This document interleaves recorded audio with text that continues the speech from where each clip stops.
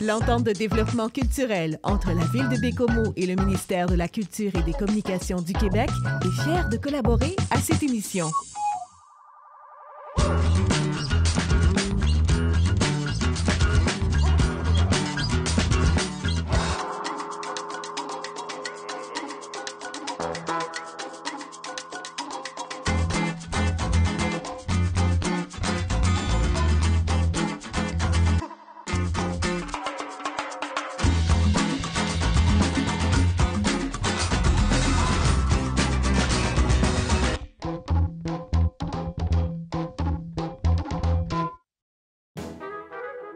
L'école de la vie religieuse à l'école.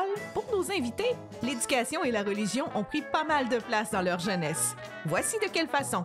Bonne émission!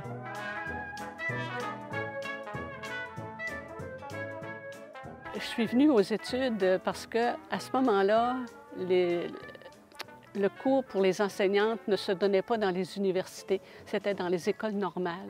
Et il y avait une école normale ici, à Baie-Comeau. Et j'avais un oncle qui était copropriétaire du Grand Hôtel à Baie-Comeau. Alors, à un moment donné, il m'a dit « Pourquoi tu irais à Rimouski? C'est bien plus ce serait compliqué. Pourquoi tu irais pas à Baie-Comeau? » Mais je ne suis pas arrivée toute seule. En campagne, souvent, on a des cousins et des cousines. Alors, on est arrivés 4 à l'école ici, avec les sœurs des Sainte-Croix. Je suis allée me spécialiser pour les classes maternelles, puis je suis venue travailler à Baie-Comeau. J'ai fait presque toutes les écoles de Baie-Comeau sans jamais déménager. La maternelle à ce qu'on appelait la cabane JOC à l'époque. C'était derrière l'actuelle bibliothèque Alice Lane. Il y avait 2 locaux qui, à l'époque, étaient les locaux de la jeunesse ouvrière catholique. Première, deuxième, troisième année à Leventoux. Oups! École Leventoux, trop petite pour accueillir tout le monde. Alors, une partie des élèves qui vivaient, qui habitaient sur Montcalm, boulevard La Salle, une couple d'autres rues, on est allé à l'école Sainte-Amélie. 4e, 5e année. 6e année à l'école Père-Gagné.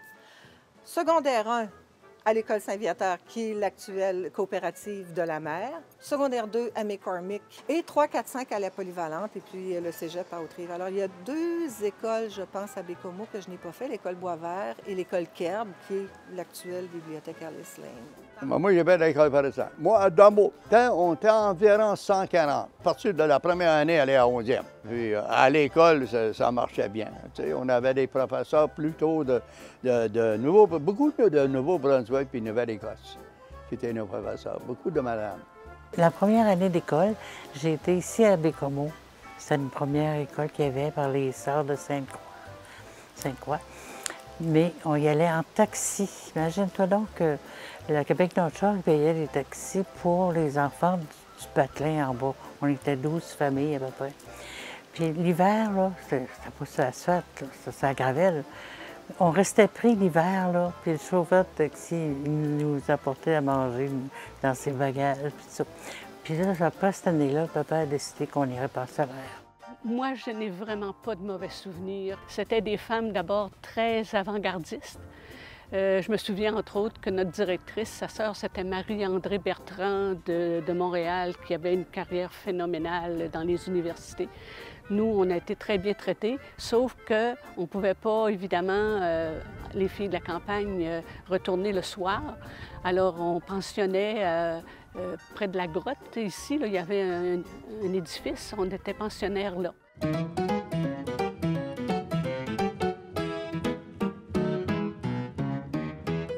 Au niveau de l'éducation, on trouve beaucoup de disparités entre ce qu'il y a en ville, ce qu'il y a dans les communautés plus rurales.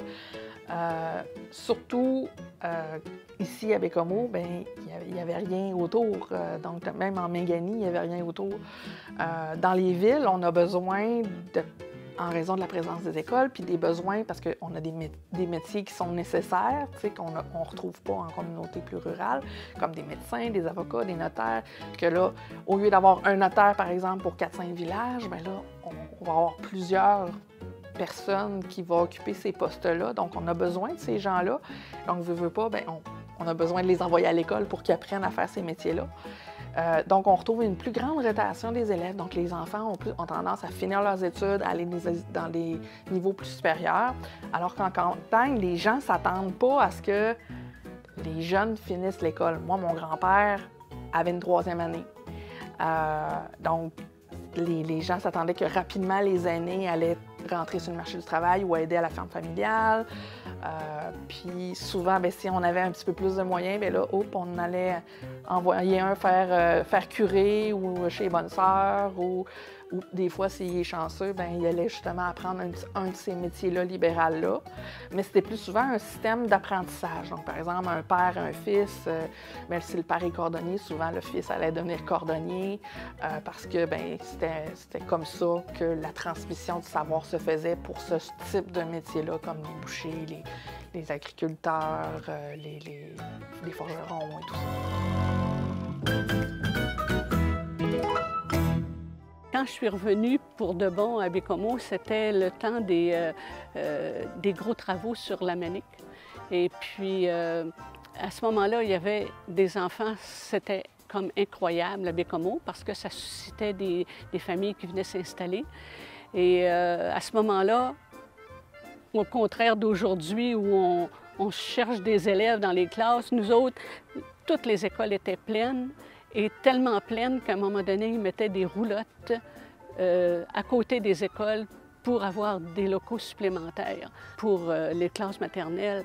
À ce moment-là, on avait des élèves qui venaient à la fois le matin puis à la fois l'après-midi. Et puis j'en avais 27 le matin et 27 l'après-midi. À l'école, c'était laïque partout. En fait, tous les enseignants que j'ai eus, les maîtresses d'école que j'ai eues au primaire étaient laïques. La seule différence, c'est qu'à l'école Sainte-Amélie, c'est encore les religieuses qui étaient responsables de l'administration. Donc, c'était les Sœurs Sainte-Croix.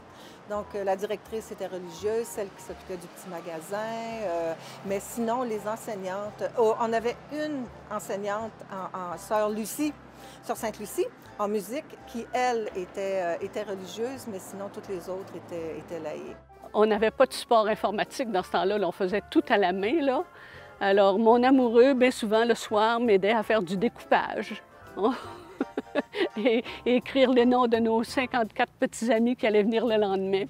Et puis, à l'intérieur de notre travail, on allait reconduire les enfants sur l'heure du midi chez eux parce qu'ils étaient trop petits, supposément, pour s'en aller tout seuls dans l'autobus scolaire. Alors, on sortait de la classe, on habillait les enfants, puis on allait conduire les enfants chez eux le midi et le soir après l'école.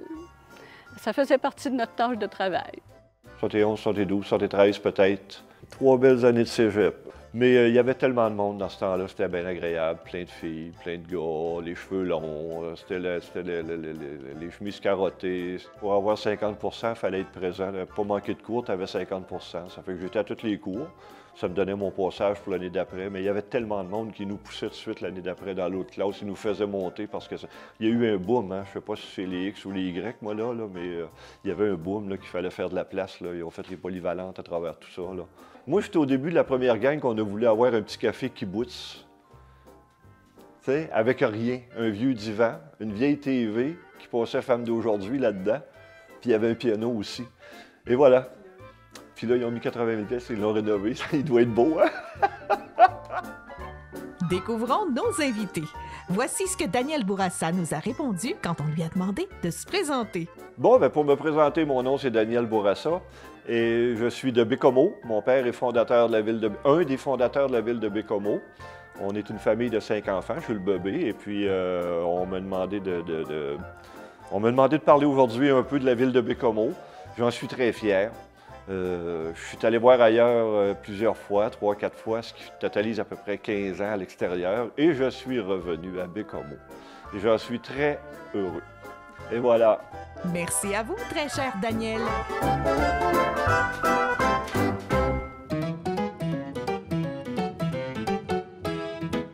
Cependant, en 1943, il y a une loi qui oblige les enfants à demeurer à l'école jusqu'à la 8e année. Donc, la 8e année, c'est à peu près le secondaire 3 aujourd'hui, donc un enfant de 14 ans.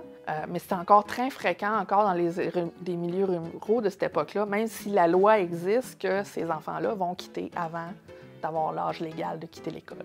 À Baie-Comeau, bien, comme on construit rapidement les écoles, parce que justement, on a toutes sortes de gens de classes différentes, même des écoles pour les filles et les garçons, donc on n'a pas une école de rang où les deux sont mélangés. Puis ça va jusque même dans les niveaux supérieurs. Puis les filles sont enseignées par les Sœurs de Sainte-Croix, les garçons par les Clercs de Saint-Viateur. Après la 12e année, bien, les femmes qui sont un peu chanceuses peuvent aller à l'école normale. Puis là, à ce moment-là, ils vont apprendre, par exemple, à devenir une infirmière, une secrétaire, une professeure. Puis bien, les garçons, s'ils sont chanceux, bien, ils vont pouvoir aller dans les séminaires puis les universités. Dans les villages, on trouve généralement des écoles plus mixtes, comme je mentionnais, parce qu'il y a souvent juste une école pour le village.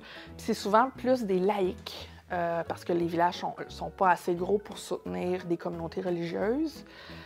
Donc, c'est souvent des jeunes filles qui ont été chanceuses d'aller à l'école normale dans ce village-là, qui deviennent le professeur du village jusqu'à temps qu'elles se marient. Parce que, bien sûr, ces femmes-là, à cette époque-là, lorsqu'elles se mariaient, puis ça, c'est vrai aussi du côté anglophone, on a des témoignages de femmes ils annoncent son mariage dans l'Observation Post, puis du même souffle, ils mentionnent « Oh, on est triste qu'elle quitte son poste de secrétaire au bureau ». Donc, c'était très, très, très commun là, de devoir quitter ça, puis ça, c'était à cause de la religion, parce que, bien sûr, une femme mariée devait s'occuper de son foyer.